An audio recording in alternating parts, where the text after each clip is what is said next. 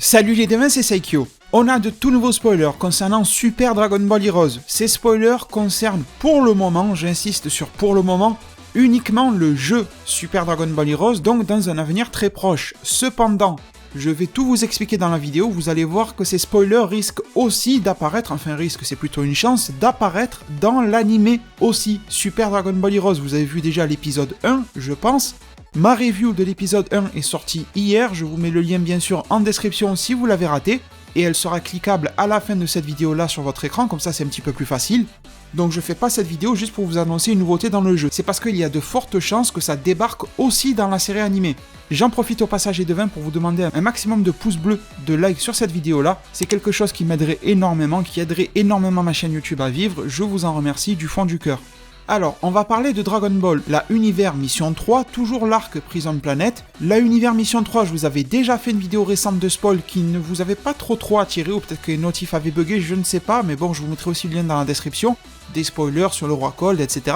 Et nous avons eu alors un tout nouveau trailer pour la Univers Mission 3, et pour vous donner un ordre d'idée, il y a plusieurs missions dans Dragon Ball Heroes, c'est un petit peu comme des sagas, on va dire, à l'intérieur desquels on y trouve bien des arcs et la suite de ces arcs. C'est pour ça qu'en ce moment, dans l'anime, on est en train de vivre la Univers Mission numéro 1, nous présentant l'arc Prison Planet.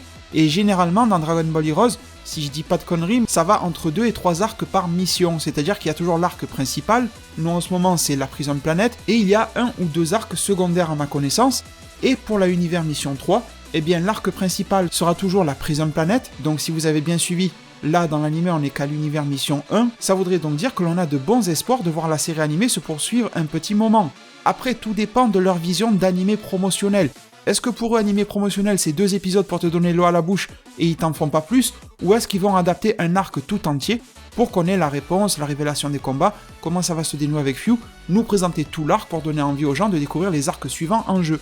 Ça dépend de leur vision de promo, mais si la volonté est d'adapter tout l'arc Prison Planet, sachez qu'il va falloir passer par la Univers Mission 1, 2 et minimum la Univers Mission 3 aussi. Et vu comme c'est parti, j'ai l'impression que la Prison Planet va s'étendre dans d'autres missions, donc je pense que c'est plutôt cool pour des perspectives d'avenir. Et donc ce trailer, je vous mettrai le lien en description, c'est sur la chaîne YouTube officielle de Super Dragon Ball Heroes. Malheureusement, ils bloquent sur leur chaîne YouTube l'épisode des Heroes, mais ils nous laissent accessibles les trailers.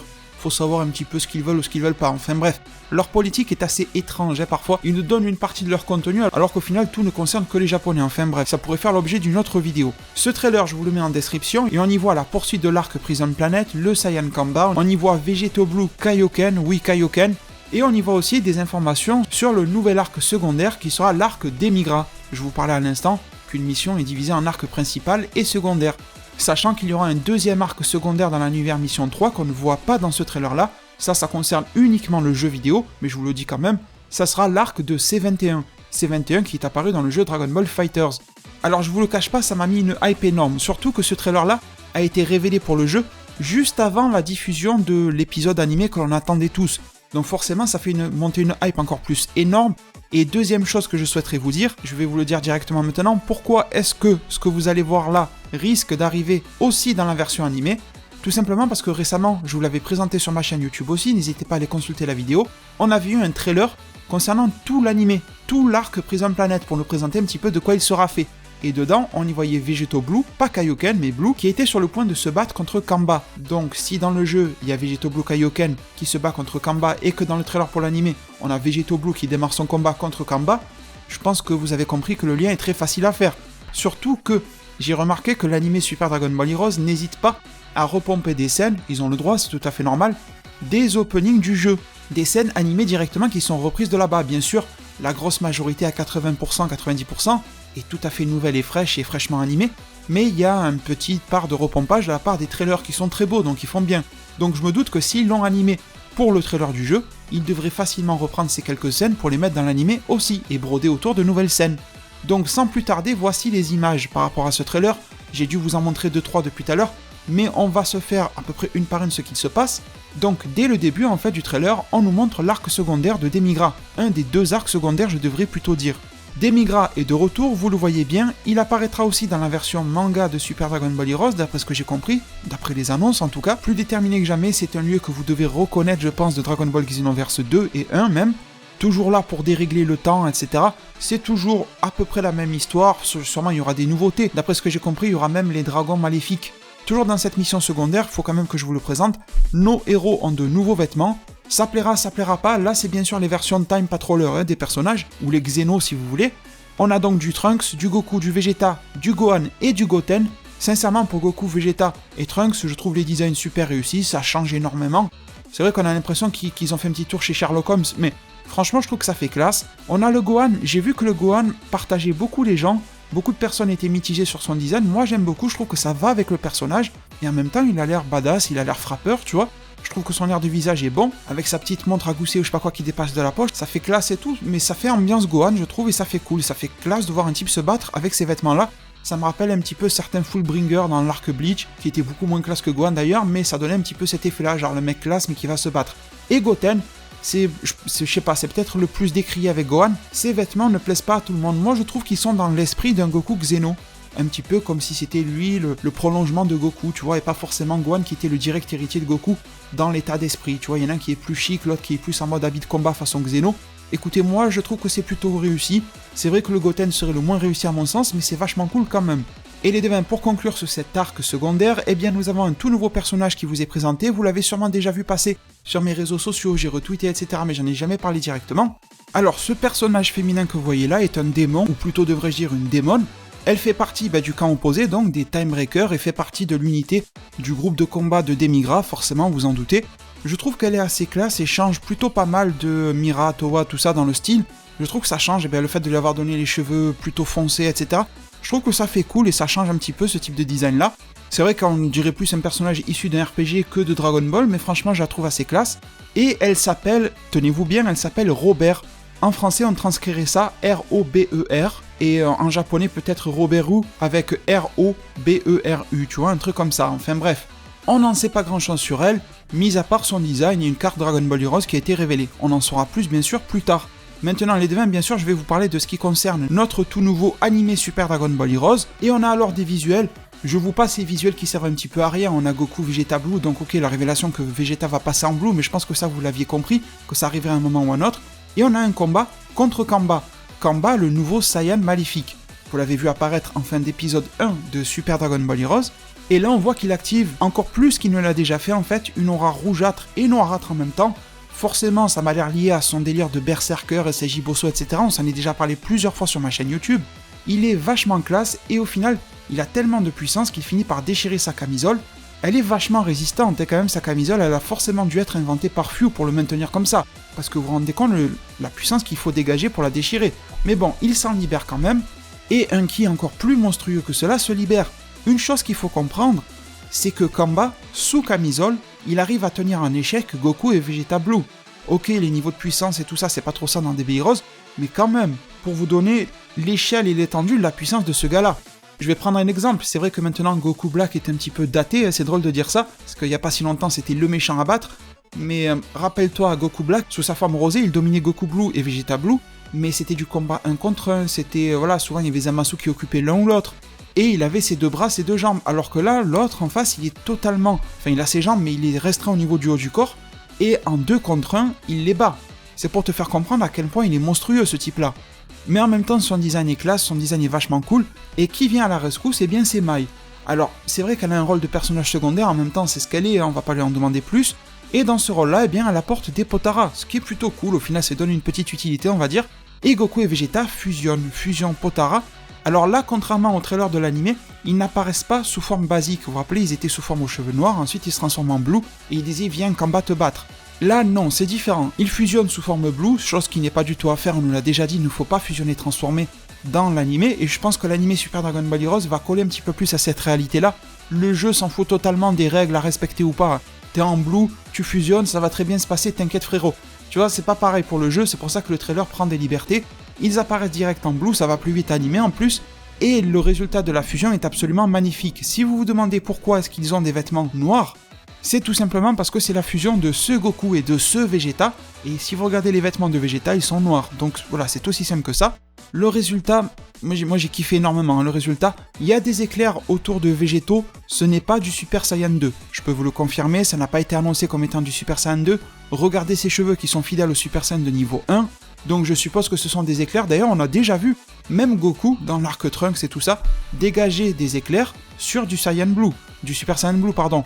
Donc voilà, ça arrive souvent, même dans Dragon Ball Z, on a souvent eu du Super Saiyan de niveau 1 qui dégageait des éclairs. Voilà, ça arrive, éclair n'est pas forcément égal de SAJ2, faut aussi voir les cheveux, etc. L'air du Saiyan, à quoi il ressemble, voilà, c'est un petit peu un tout, c'est pas juste les éclairs. Là, ce n'est pas le cas, et le combat se livre alors contre Kamba. Le combat a l'air très très spectaculaire, il y a beaucoup d'explosions, tout ça. Alors c'est vrai qu'à ce niveau de puissance-là, on aurait pu s'attendre à plus d'explosions, plus d'impact.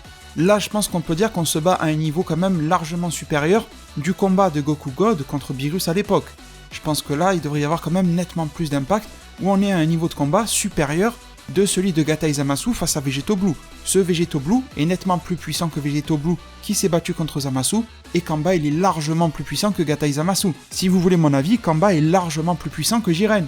Ça n'est que mon avis, certains vont me dire non, tu dis des bêtises, mais ça m'a l'air assez évident.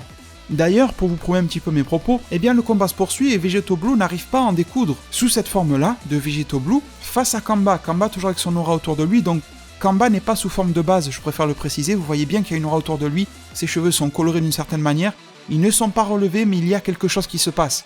Berserker par Berserker, un truc comme ça, mais il y a un truc, allez savoir s'il pourra combiner ça avec du Super Saiyan ou un truc comme ça serait totalement fou. Et j'aimerais et j'adorerais voir un Kamba qui a un style de combat extrêmement brutal se battre. Non, vous allez me dire contre Jiren. Non, pas contre Jiren, c'est vrai que contre Jiren ça serait cool. Mais j'aimerais surtout le voir se battre contre un Goku Ultra Instinct maîtrisé. Je pense que voir le top de la brutalité face au top de la maîtrise et du combat en feutré, etc. Parce que Goku Ultra Instinct ne va pas forcément comme un Hulk, tu vois, se battre, c'est même l'inverse quoi. Tout est en finesse, tout est maîtrisé, tout est millimétré chez Goku Ultra Instinct, alors que lui, il y va en gros, il tape avec sa pleine puissance qui est dévorante et dévastatrice. J'aimerais beaucoup voir ce type de confrontation avoir lieu. Espérons que ça soit le cas un jour. Mais sinon, en attendant, un type de confrontation qui vaut le coup, c'est Vegeto Blue qui passe en Kaioken. Il n'est pas dit à quel niveau de Kaioken il passe. À vue d'œil, je dirais que c'est du Kaioken x10. L'aura m'a l'air assez similaire du x10, l'épaisseur de l'aura, etc. Après, ça peut être du normal comme du x20, mais j'ai pas l'impression qu'il force énormément pour être en x20, et j'ai l'impression qu'il force un petit peu plus que sur du normal, donc bon.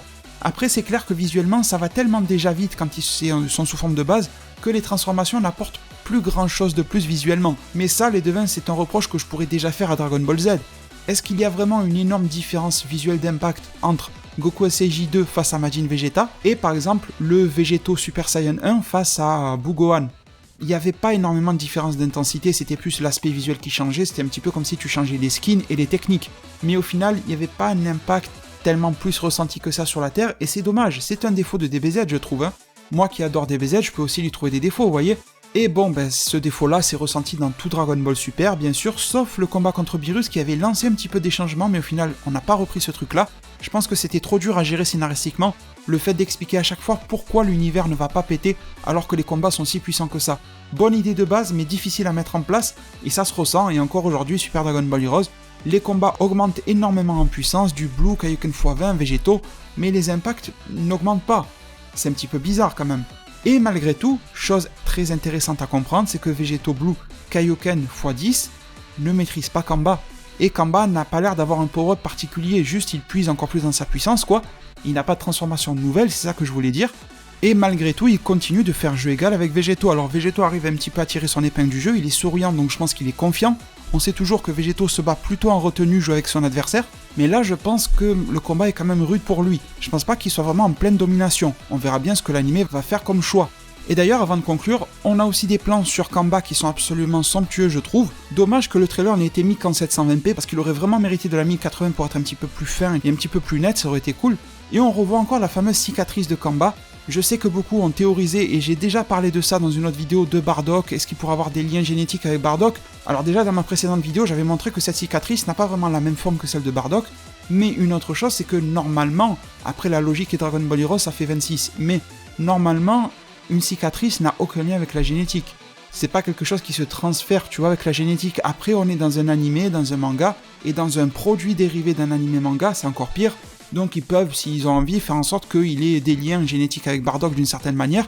Je vous avais fait ma prédiction aussi comme quoi Kamba serait le fruit des expériences scientifiques de Fyu et qu'il aurait fait un mélange de l'ADN de tous les Saiyans existants de toutes les timelines, plusieurs Goku, plusieurs Kale, plusieurs Vegeta, plusieurs tout ce que tu veux, plusieurs pourquoi pas Bardock, plusieurs Yamoshi, qui sait, qu'il aurait tout mis dans un, et puis voilà. Et voilà pourquoi il serait aussi maléfique. Et donc certains sont partis de ma théorie, et je vous en remercie, et m'ont dit, du coup, s'il a l'ADN de Bardock, ça lui fait la cicatrice là. Certains même d'entre vous m'ont parlé de Mirai Gohan avec sa cicatrice aussi. Donc oui, d'accord, il y a des Saiyans avec des cicatrices assez similaires, mais normalement, une cicatrice ne se transmet pas. Après, bien sûr, voilà, je me répète, mais c'est important, un animé ne respecte pas forcément les logiques scientifiques, tu vois, et ils peuvent même les remanier à leur sauce. Donc d'une certaine manière, c'est possible, mais si on s'en suit à la logique de notre monde réel, ça n'a pas de sens. Voilà, c'est ça que je voulais dire. En même temps, des mecs qui se battent avec des super pouvoirs comme ça, est-ce que ça a du sens? Des mecs qui fusionnent avec des bouts d'oreilles, ça n'a pas de sens non plus, donc pourquoi pas après tout? Et sinon, ça se conclut, ça se termine, sur des personnages que vous connaissez sûrement quand vous les avez déjà vus à la fin de l'épisode 1 de Super Dragon Ball Heroes. Si vous avez manqué leurs apparitions, eh bien j'en parle dans ma review, le lien est en description, et on les revoit apparaître ici. On a Xenogoku Super Saiyan 4, vous l'avez forcément vu, on a Fyu, celui-là vous ne pouviez pas le rater non plus, et ensuite on a le roi Cold, qui était plutôt visible mais un petit peu caché, et celui qui était le plus caché de tous, c'était Majin Ozoto, ou Ozoto, je sais pas comment on prononce, mais je vous ferai une petite vidéo sur lui explicative de qui il est. Je sais que certains d'entre vous savent déjà qui il est, et tant mieux, mais je pense que certains d'entre vous le découvrent aussi, donc j'en parlerai sur ma chaîne YouTube. J'essayerai de faire une vidéo assez rapide à son sujet.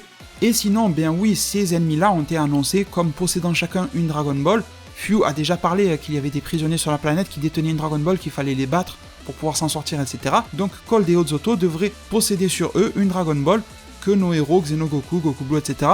vont devoir récupérer en se battant contre eux. Et Mirai Trunks et Cooler aussi de leur côté.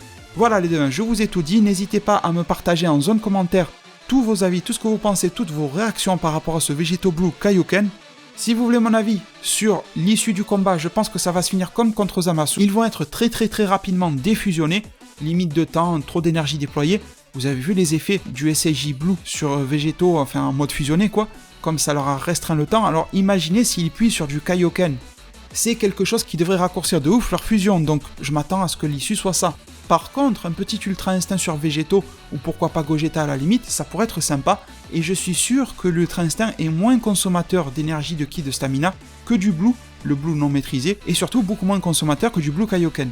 Espérons que la série nous le propose, après tout beaucoup de fans, et d'autres étaient contre, mais bon, beaucoup espéraient voir un Vegeto Ultra Instinct non maîtrisé ou maîtrisé débarquer dans l'anime Dragon Ball Super contre Jiren, ça n'a pas eu lieu. Beaucoup espéraient aussi un Gogeta. Eh bien, l'anime Super Dragon Ball Heroes pourrait peut-être donner vie à une ou l'autre des deux options. Je pense que c'est assez facilement réalisable. Du coup voilà, pour de bon, je vous ai tout dit. Je vous remercie tous pour votre soutien, les fameux pouces bleus qui feront un bien fou à ma chaîne YouTube. Merci énormément pour cela du fond du cœur. Prenez tous super bien soin de votre futur. Et à plus pour de prochains arts divinatoires.